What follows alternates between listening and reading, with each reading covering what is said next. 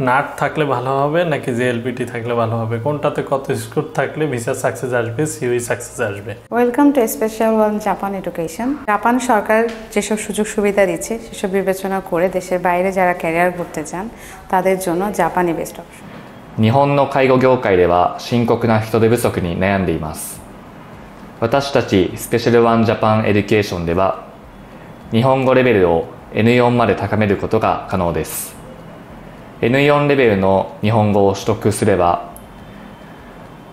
特定技能生として日本で働くことが可能です。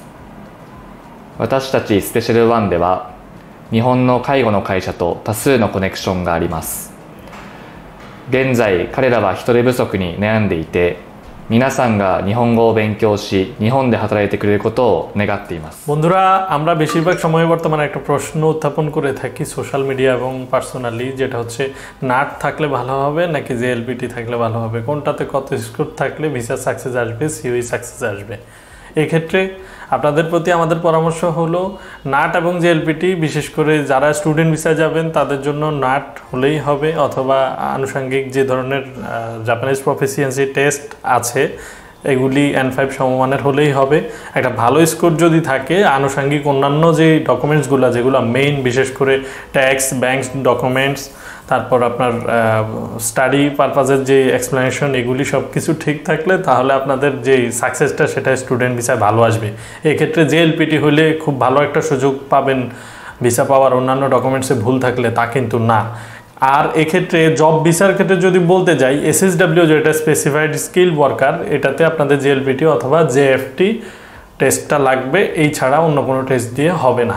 তো সেক্ষেত্রে আমরা নিশ্চিত থাকতে হবে আমরা কোন ভিসাতে যাব জাপানে, পারপাস অনুযায়ী, ভিসার ধরন অনুযায়ী আমাদের যে জাপানিজ ল্যাঙ্গুয়েজ প্রফিসিয়েন্সি সেটা আমাদেরকে নিতে হবে। তো আমাদের এখানে SSW and international working visa নিয়ে প্রচুর ডিমান্ড রয়েছে। আপনারা যারা আমাদের ফেসবুক পেজগুলো ফলো করছেন তারা অবশ্যই লক্ষ্য করবেন যে আমাদের SSW অ্যান্ড ইন্টারন্যাশনাল ওয়ার্কিং নিয়ে যে যে ডিমান্ডগুলো আছে সেগুলো আপনারা ভালোভাবে বুঝতে পারবেন। তাছাড়াও আরেকটি সুখবর রয়েছে, আগামী 4ই সেপ্টেম্বর বেলা 3টে থেকে আমাদের কেরিয়ার বিষয়ে জাপানিজ সেমিনারটি অনুষ্ঠিত হচ্ছে।